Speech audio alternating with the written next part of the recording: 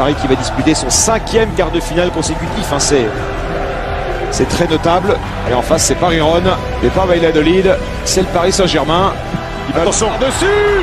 Non, c'est pas possible. Non.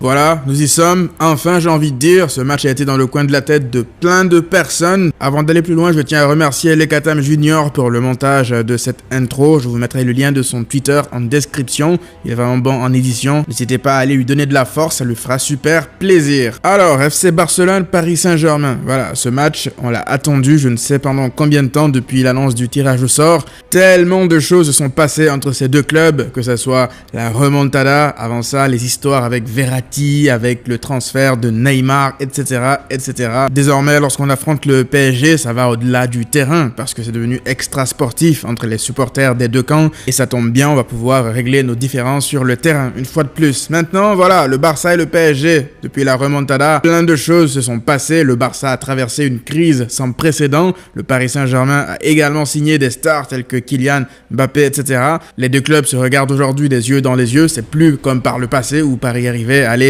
en outsider et le Barça en méga favori. Mais ça, bien sûr, c'est sur un plan théorique, parce que sur le terrain, on sait tous que les notions de favori, d'outsider, voilà, c'est que du flan. Maintenant, ça reste la Ligue des Champions, toutes les équipes ont leurs armes, et là, je veux dire, le Barça va enfin se frotter une nouvelle fois à un gros. Ce choc face au PSG a un enjeu en particulier, il y en a plein d'autres, bien sûr, mais déjà celui concernant Lionel Messi. Vous n'êtes pas sans savoir que, voilà, les joueurs du Paris Saint-Germain, Leonardo, ils ont parlé de Messi il n'y a pas si longtemps. Vous savez très bien que Messi est en fin de contrat avec le Barça, il n'a pas prolongé, il aurait pu partir, Bartomeu l'a retenu. Maintenant Messi, il attend qu'il y ait un nouveau président avant de prendre sa décision, et je pense que ce match pourrait aussi beaucoup jouer dans sa décision, parce que si le Barça a réussi à éliminer le Paris Saint-Germain, Messi, quel intérêt est-ce qu'il a à aller dans un club inférieur, entre guillemets, au Barça? Messi l'a dit, il voulait partir du Barça parce qu'il sentait qu'il n'y avait pas de projet, a raison, Bartomeu a détruit le club, il ne voulait pas non plus passer son temps à être dans une certaine reconstruction, il veut gagner des titres,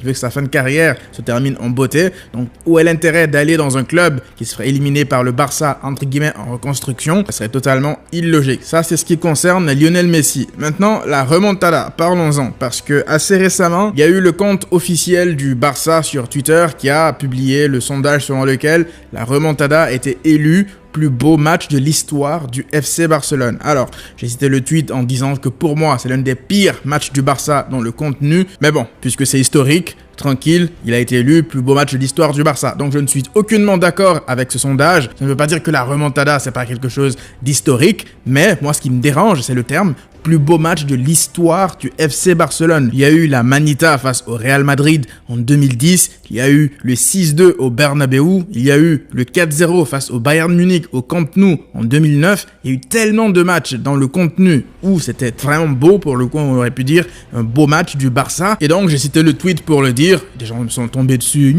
tu fais le puriste à faire l'ancien, etc. C'est le plus beau match de l'histoire du Barça. Il y a une différence entre dire plus beau match et plus grand match de l'histoire du Barça. Encore, ils auraient dit dans le tweet plus grand match de l'histoire du Barça ou le match plus historique du Barça. No stress, parce que chacun vit les matchs à sa façon, les émotions, etc.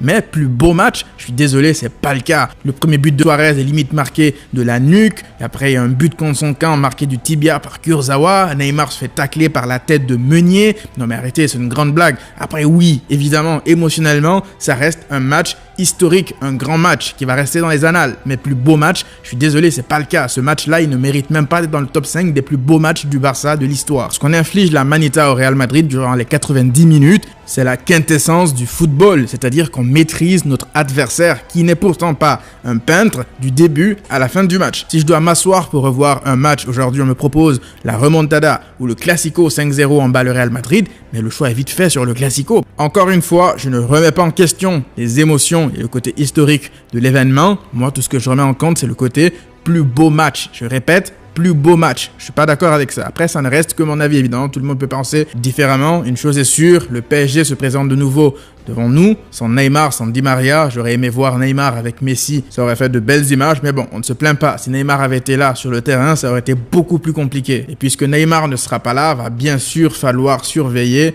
Kylian Mbappé, parce que lui, si on lui laisse de l'espace, il va nous faire mal. Il est super rapide, c'est un joueur de profondeur, c'est tout ce qu'il aime. Je pense que voilà, je vais même pas vous présenter Mbappé, tout le monde le connaît. Donc moi, je pense que pour faire mal au Paris Saint-Germain, c'est d'éviter de laisser des espaces à Mbappé. Et pour ça, il faut réduire les espaces, l'obliger à jouer dans de petits espaces, il déteste ça. Et bien sûr, de concrétiser les occasions qu'on aura, parce qu'on en aura. Dembélé doit faire du sale à Kurzawa, j'ai confiance en lui, je pense qu'il peut être un élément important dans ce type de match. Griezmann, il doit mettre ses occasions au fond, les face-à-face qu'il rate ces derniers temps, il va falloir qu'il règle la mire parce que là, on en aura besoin et pas besoin de vous parler de Lionel Messi.